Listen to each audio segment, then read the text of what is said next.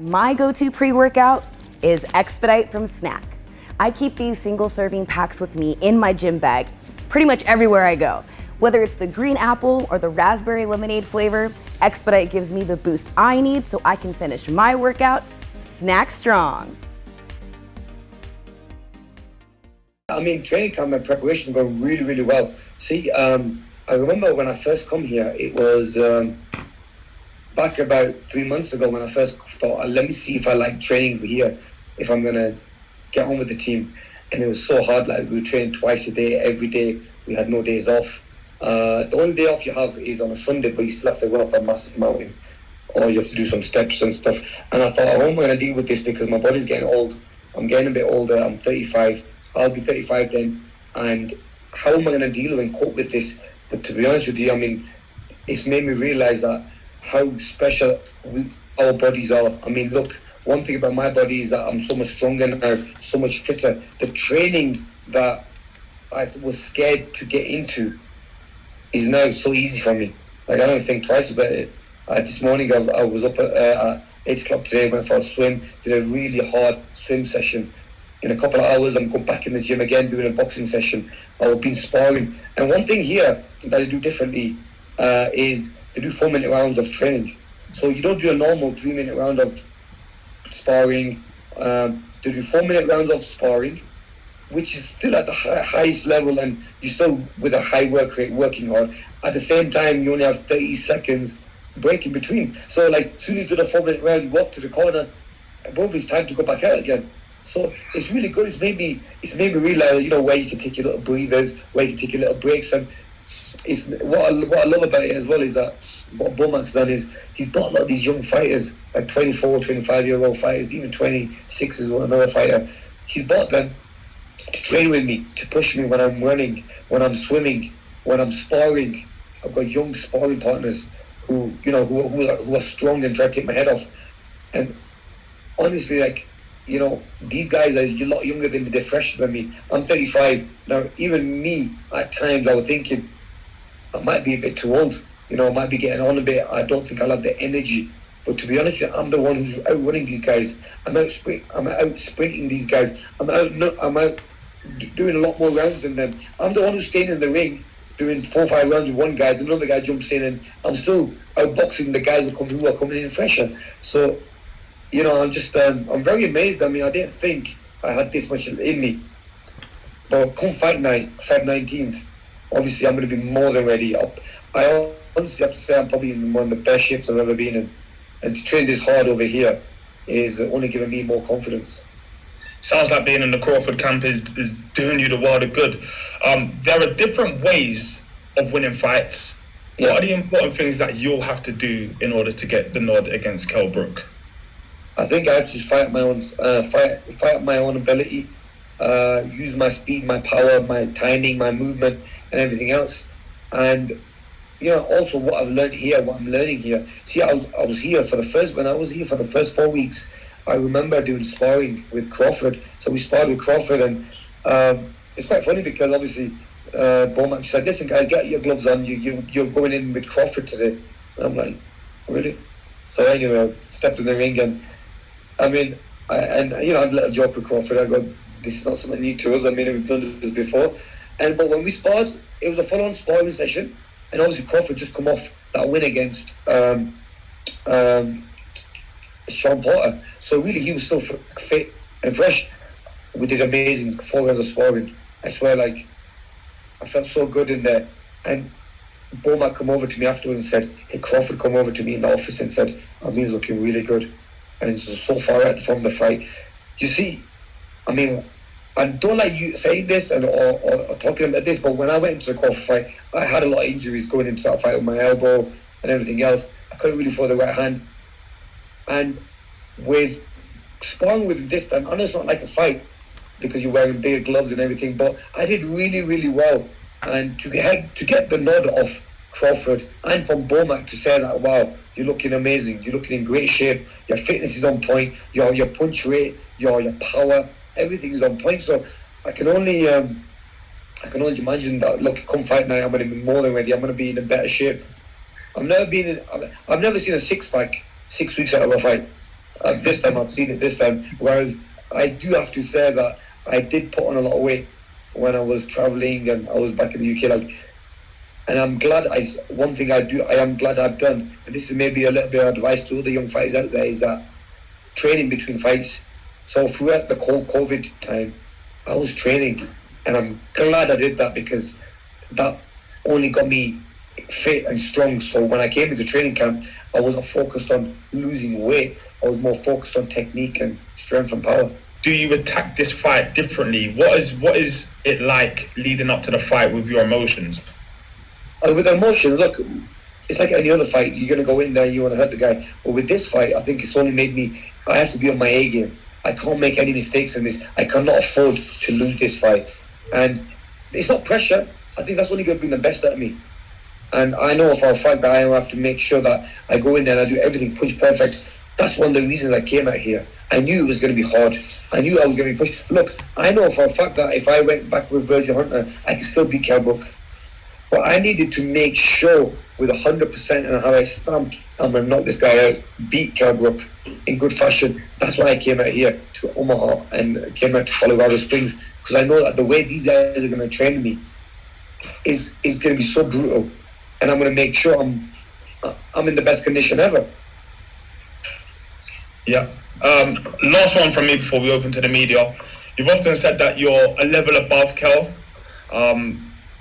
How do you go in with that confidence that you're a level above him, but not the complacency that can come with sometimes thinking you're a level above someone? I'm not going to go into a fight thinking that I'm being complacent, because that's why I've made mistakes before. You see, I'm older now.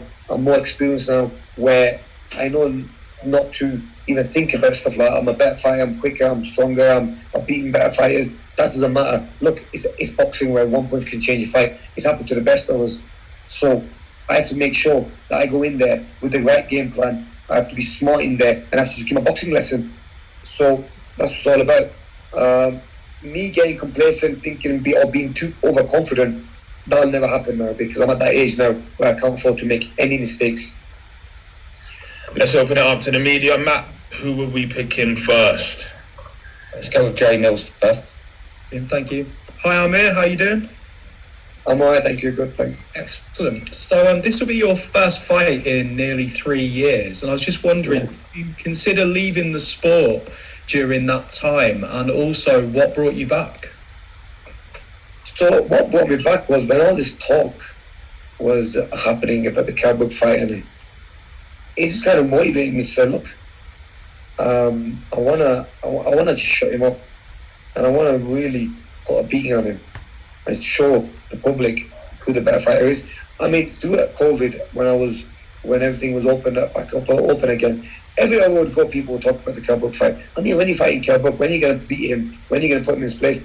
I used to be like, I don't need to beat him, because I know I'm the better fighter. But people are like, nah, but we want to see that fight. We want to see you beat him. And that kind of gave me that push, to go and make that fight happen. So obviously, a big thank you to Sky and Boxer for making this happen. I mean, without Ben, I don't think this fight would have happened. Ben went out of his way and made this fight happen. I got Maz, who was dealing on my side, who was speaking to me while I was traveling, said, Amir, do you want the fight with Kell? I said, 100% I want the fight. But it's never happened. And the reason why it's never happened is because of a few little things that we'd never really agree on. So what we did this time, I had to go there, and the weight was one issue. Obviously, I was never happy making 149. Obviously, I agreed to it because I said, look, I look the bad one. When I said that I'm not going to do the fight because it's not a 147, then people are like, 2 pounds, but 2 pounds makes a massive difference.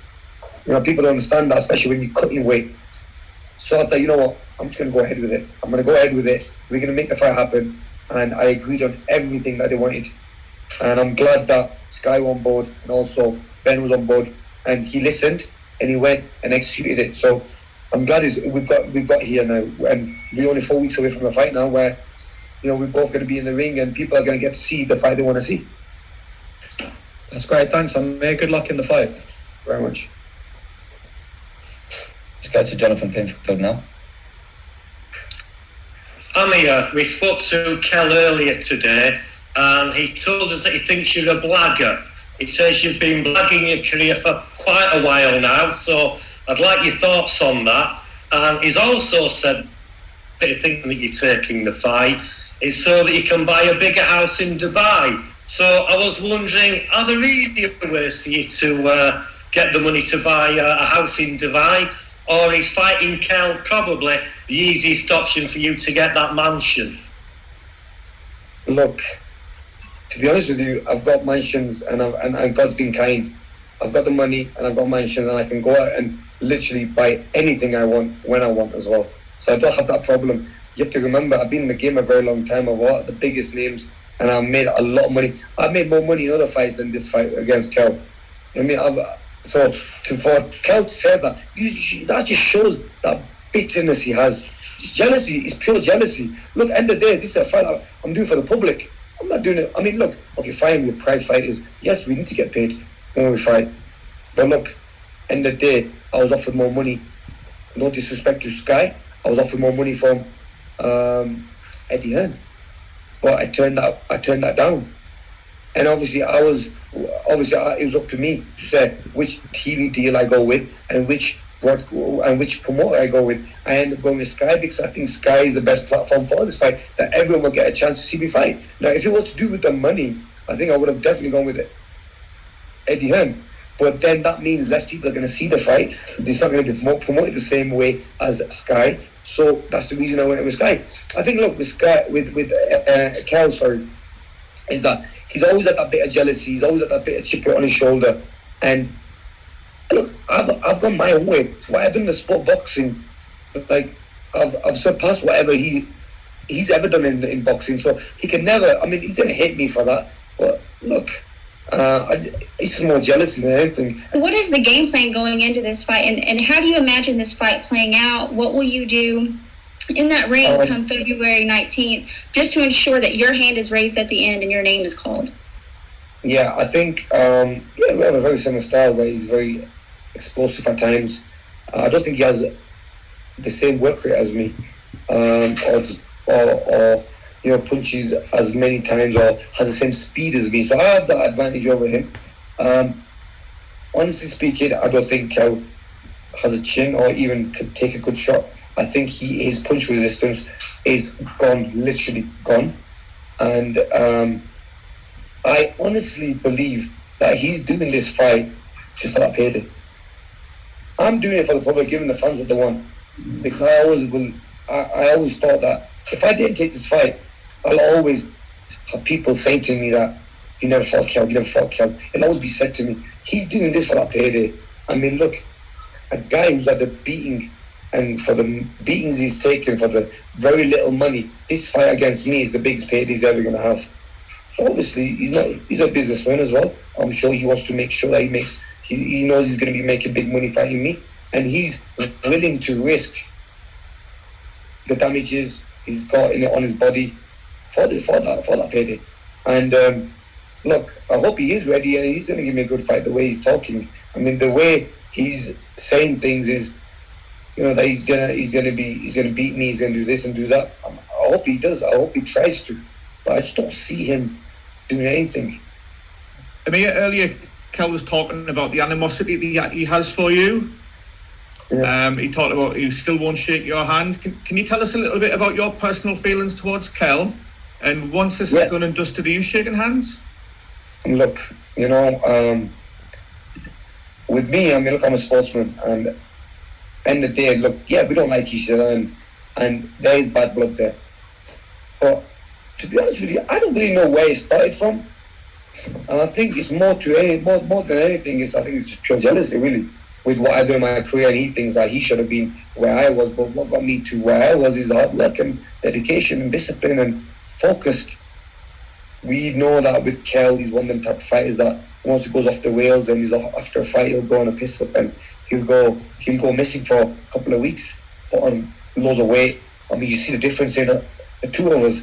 When it was quite funny when his coach was Ingle said to Dominic Ingle said that Amir's not been training, whereas Kell has.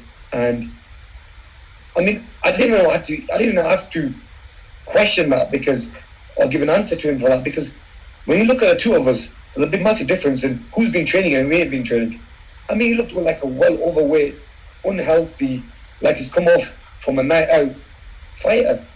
Whereas with me, I've been training for the last couple of months, and I've been just keeping myself ticking over. And when you look at two fighters, you just look at the skin color, you look at the eyes, you look at the body shape, you look at the frame. You see who the real fighter is and who's not the real fighter, and you know who the fighter is who's been training. So all this, I think what Kell is saying now is just to kind of get under my skin, or maybe somehow kind of put them back in a position where people can start believing that they have a chance of winning this fight. No, Kell has no chance of winning this fight, and I can honestly say that to you. Come Feb 19th, I am going to destroy him, and it's going to be a masterclass, and it's going to be the way I destroy him as well. He'll never. I think he will need to retire after that. This will be his last fight. Good luck on the 19th, Amir. Thanks. Yeah, no, thank you. Right, let's go to Keith Fraser. Yeah, hi, Keith Fraser, Seconds Out. Good evening, Amir. Look, many well-known pundits, many well-known boxers, past and present, have said for years, you don't want to fight Kell Brook. You're running scared. Certainly of the Kell Brook that beat Sean Porter over there in the States. Let's get down to the nitty-gritty. Is the reason that you now wanted to take this fight because you feel, particularly after Brook's performance against Crawford, where, as you said, he got knocked out by a jab, you feel Brook is finished and therefore now's the time for you to take him?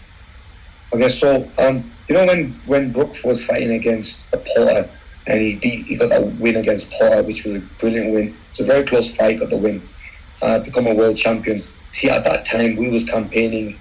I think I was with I'm sorry about that, guys. Are you still there? Sorry. Yeah, I was with Al Heyman at the time, and with Golden Boy, one of the two I was with, and I know that the name was getting out there where, I mean, you should fight Kell now, he's a world champion, but I was already campaigning and I was on a different route. I was fighting, I had world titles as well. I was fighting the big names in America. I was campaigning and fighting in America. I always knew that the Kell Brook fight was always going to be there. You know, I knew that it was always going to be there for me. And so that's the reason I didn't think it needed to happen at the time. Not because I was scared. I mean, if you look at the opposition and the people I've faced, you know, I've faced some tough and hard fighters. I mean, a fighter like Devin Alexander, who Kell did not want to fight. When he was told that many times, they said that fight was supposed to be made, but Kell didn't want to fight Devin Alexander. Now, obviously, this is what Devin Alexander's team also said at the press conference when I was fighting him. There's other fighters who I fought who probably, like Canelo, for example. So I just thought that the way I've planned my career, I think it was just perfect the way I did things. And look, the main thing is that now it's here. The fight is here, and not because I'm taking the fight because, well, yeah. Then again, you always look at your opponent and think, how good was he in his last fight? Kell looked terrible. On a serious note, he looked terrible. And if that same Kell Brook turns up to fight me, I think I don't see the fight going past 3-4 rounds. So, I mean, it's a business end of the day, but at the same time, beating a Kell Brook now or beating him 5 years ago, I don't think it makes a difference. When people read that on my resume, oh, you fought Kell Brook, they're not going to look when I fought Kell Brook or what year that was. So really, I don't think that matters now. To me, it doesn't really matter. To me, it's probably better now fighting him now than then, because he's already half broken. So, this is a fight that everyone wants to see, Amir. Everyone has wanted to see it for years, but now you've taken the fight. Surely you'd rather face the Brook that lost to Terence Crawford than the Brook that beat Sean Porter. I mean, that's the bottom line. 100%. Look, it's a business, and it's a business. This sport is, and 100%. Why not? I mean, he's still Kell Brook, isn't he? And he's still the guy who he still talks the same. He still feels the same way about fighting me, and he still feels that he can still beat me. But maybe I just don't think he has it in him. He's not the same Kell Brook he was before. So I'll be honest there. couple of years ago, he would have given me a harder fight for sure. But now, I think he doesn't have a chance. I'm not going to rely on my speed, no, because I think we need a little bit more than speed to win this fight. We know that Kell has decent timing. We know he's a good boxer himself as well, and has decent speed himself as well and power. But I think when it comes to what I've learned in these last couple of months being here, I think it's about knowing the right positionings, knowing when to throw the right shots at the right time, and also working on a little bit more power, sitting down on more shots, and having a game plan that you're going to stick with through the whole fight. Because sometimes when you told a game plan, it's a game plan that you have to do and you have to kind of think about sticking to. But this is a game plan for the Kell Brook fight, which I don't have to think about. It's part of the training regime that we've been doing every day, so it's going to come so naturally. That's great. Thanks, Amir. Thanks. Let's go to Ben Davies now. Hi, Amir. Hope you're well. I just wanted to ask, Kell Brook said there's a rematch clause.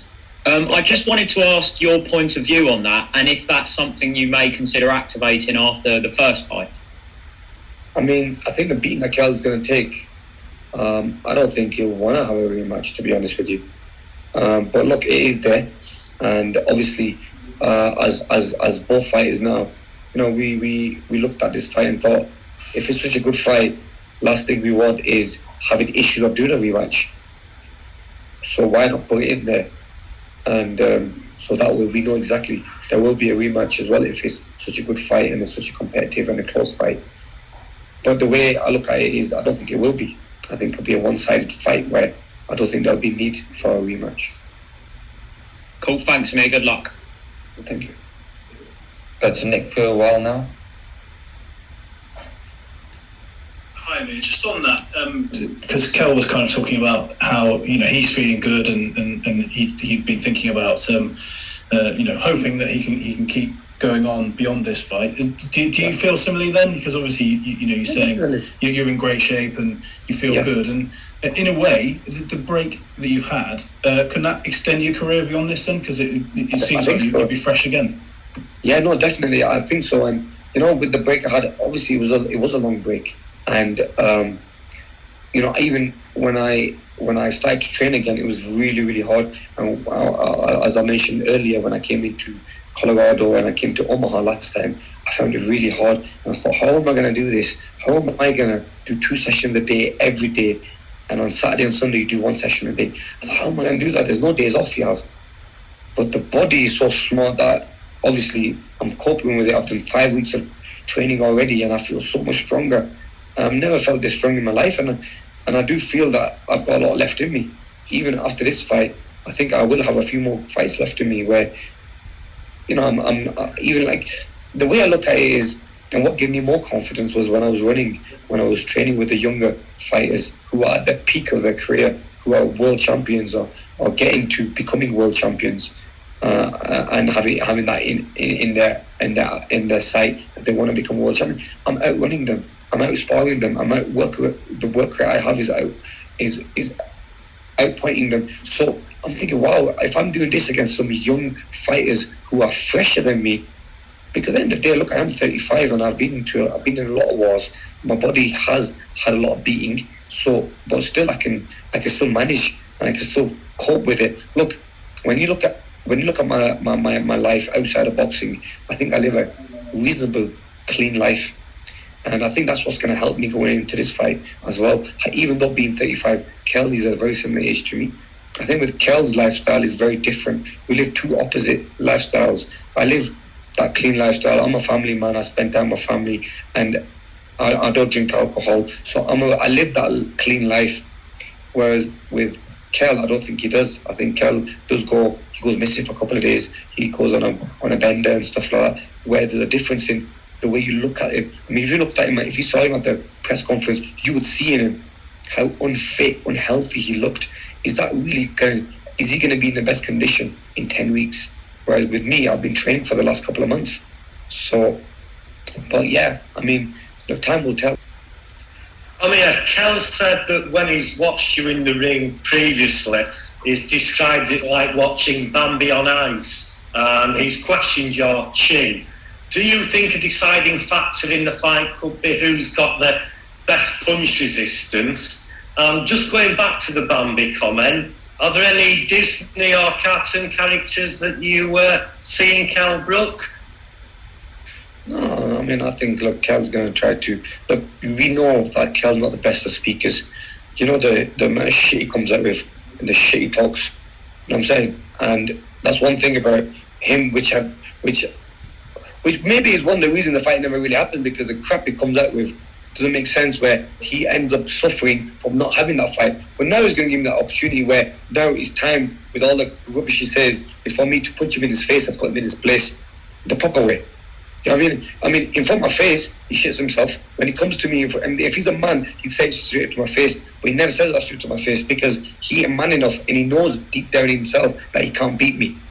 You get me? So he's gonna say things behind the camera. He's gonna say things when he's not near me. But I mean, look, he can say what he wants. Look, I know one thing. I know one thing for a fact, that I will knock him out, and I will put him to sleep. And he can say what he wants. Yeah, I mean, all this about punch resistance, not taking a punch. I mean, the guys who have put me down have been good fighters with good knockout percentages. You know what I mean? And no disrespect to that. I mean, I put my 100% fine. But the beating he's taken, and the way he's been hurt himself, and that was recently as well against Crawford. I'm like, yo, this guy really needs to think twice what he's saying. I mean, yeah, says things to promote a fight, but you're going to make yourself look more stupid. Does Sleeping Beauty come to mind, maybe? I mean, that's what he gets called Kell, if you want, yeah, because, I mean, he's one of them guys who always... I mean, the way he comes out with things, like he's the best out there, who can take the best shot, and he's never been put down himself, he's never been put asleep himself. Come on, wake up, man. I mean, I think... See, I don't like getting into stuff like that, because I just think that it becomes like a cat fight, really. Then it becomes I'm not that type of guy. You know what I mean, calling him this, calling names and stuff. I just find it quite funny, really, and hilarious that he's come to a stage where for him to promote this fight now, or he's pretty lost of words now that he's coming out with some bloody Disney characters now. Can I just quickly add to that? So, are you less emotional than he is about this fight? Well, definitely. Look, my job is just to go in there and do what I do best.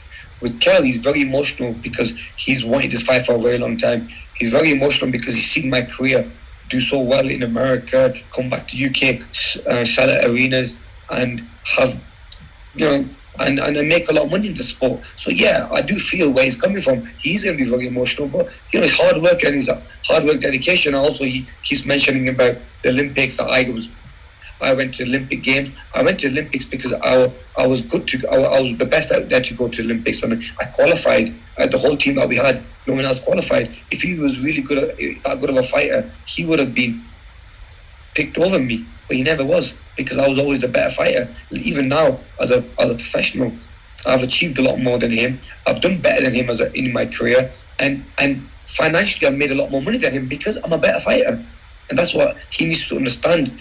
But he's very emotional on that, saying that, why did I get these opportunities? Where really it wasn't me getting these opportunities because I'm a nice guy. It was because my skills talk for itself. I'm going to catch you in a little while. I think we've got another little talk after. All right, Gav. Let's go to Adam Smith now. Hey, Amir, how are you? I don't know why. Yeah, very good, thank you. Very excited about 4 weeks' time. A couple of things.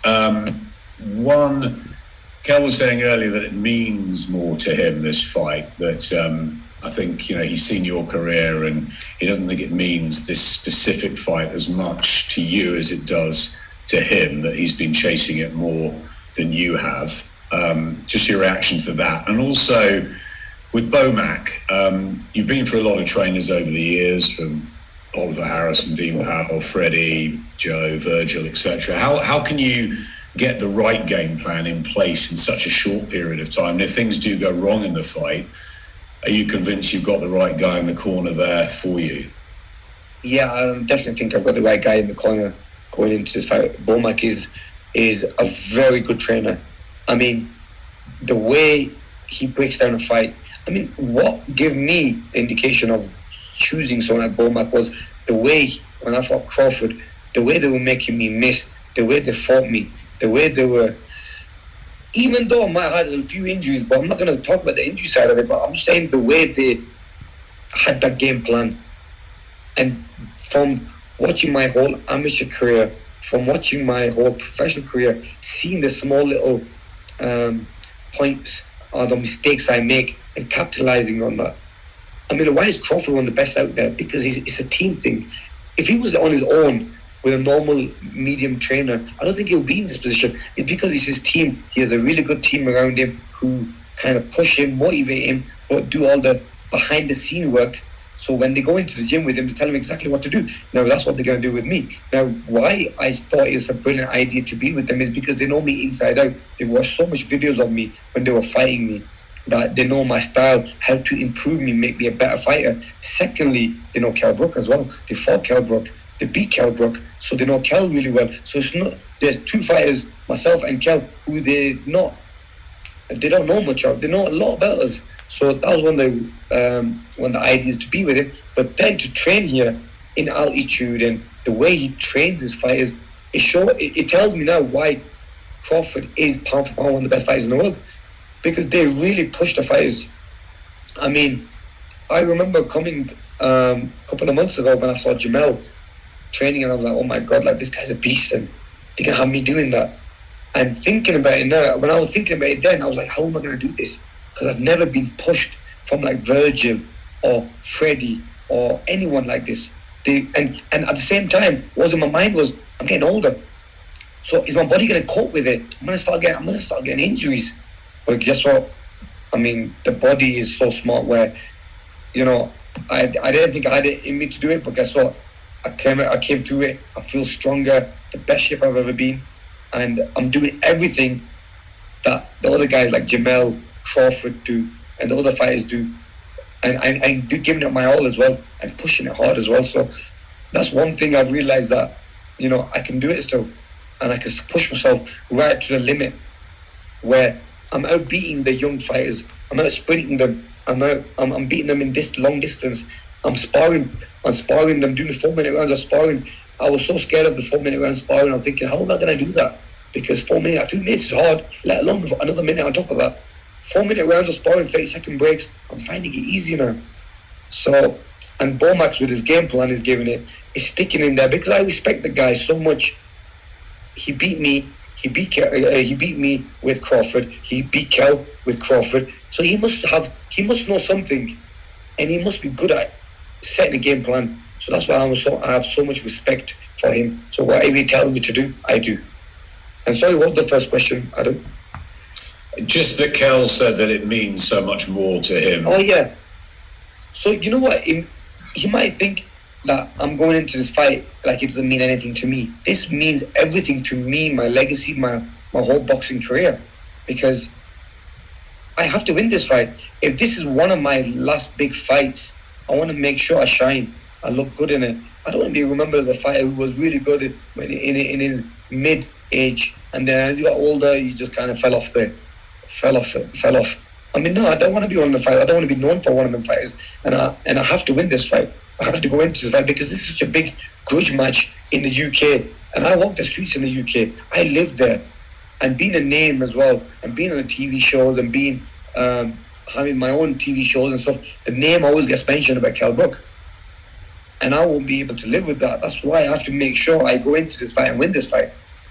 I can't have him thinking that I'm not focused. I'm more focused than any other fight I've ever had, because, like I said, I cannot lose this fight. You know, when you're with a trainer who, like a Bomac, who's one of the best trainers in the world, he's training the likes of Crawford and Jamel Herring and even Shakur Stevenson.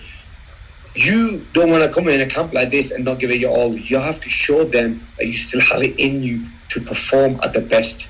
Now, I know for a fact that if I went back to Virgil Hunter, I'm going back in my comfortable zone. I'm going to be comfortable with him. I know how easy it's going to be. I know for a fact when I'm here with Bomac and the guys, I'm uncomfortable. I'm not chilled. I'm not like, oh yeah, I'm just going to go and do this. I'll get away with doing this. I can't get away with anything. I've got 2 trainers watching me 24/7. When I'm in that gym, when I step in that gym, there's always someone watching me. One watching my feet, one watching my hands, one watching the game, one making sure I'm sticking to the game plan. Whereas with Kell, he'll have it a little bit easier because he'll find it more comfortable working with a trainer like Dominic, because he's been with him for so long. He knows how the system works. See, for me, it's not like that, because I know for a fact if I'm not training hard here, they tell me to go home, or they lose that respect for me. The way one thing I realize is when you get a new trainer, you have to earn your respect. And the way you earn your respect is by training hard, working hard, and sparring these tough guys. I've come to America, I'm in Colorado Springs, I'm sparring these tough young fighters who Crawford spars with, who Jamel and them other guys spar with. They're sparring with me now. Now I have to make sure I look really good against them, because I still see myself as one of the top guys out there. So and they still obviously when they see me, they still know that Amir is such a big name. They have that respect for me, and I could see that when I first ever walked into that gym. Like everyone's eyes lit up. Oh, Amir Khan's here, and they're taking pictures with me. Now for me, that kind of put a little bit of pressure on me, because I have to perform now to show these people I still have it in me. And why they want to take a selfie with me, why they want to take a picture with me, why they want to allow me to train with them is because they remember me being good, but I have to still be good, and I have to still stick on being the best out there. So, so that's what my aim was to come here, is to have that still in me. That look, I have to prove to them that I belong here. Otherwise, there's been many fighters that want to come here and train here, but they've said no to them. So I had to work hard and show them that I still have it in me to belong in this training camp. Last thing they want is, after they've got pound for pound best fighters in the world, they've got people like Shakur's training here, who in the future will be pound for pound, in my opinion. Last thing they want is having someone like a beat up guy to come here and it puts the team down. Nah, I can't do that. They wouldn't do that. They got too much pride. And it's good for me to know that, because it makes me train hard. I like that. It's like the philosophy of getting comfortable with being uncomfortable to keep you razor sharp. 100%. All the best. No, I 100%. What you're saying there is true, because I remember when I used to do training camps with like Virgil Hunter and other trainers who you used to, and it becomes easy because you know exactly what to do. You know the days off you're having. Hey, I've had no days off. Like I've had some days off, half days off. I've had some easy days and some hard days. I just don't know what to expect with these guys. Every day is a different day. Whereas with Freddie and other coaches, I used to know what to expect. So you become comfortable with that. I'm very uncomfortable here. But it's tough. It's bringing the best out of me. Look, I don't like speaking and saying I'm going to do this, I'm going to do that. But I think come fight night, I think I will definitely earn that respect from him. I know he keeps saying he's got no respect for me, and for me, obviously, I was at the stage where when we used to have that talk, there was talks about me fighting him, and it was more banter for me. It was because I knew that I was with a different promoter, the fight would not happen. I was campaigning in America, so I used to say, it could happen one day, but I don't want to fight him. He has to do this. I mean, look, it's happening now. The main thing is happening now, and with all that talking he's been doing for years, saying that he wants to fight me, this is a time for him to show and prove that why he wanted that fight. Thank you so much for watching this video, and make sure to subscribe for more videos of your favorite fighters over here on Fight Up TV, and give us a follow online as well at Fight Up TV on Twitter and on Instagram. We appreciate it, guys.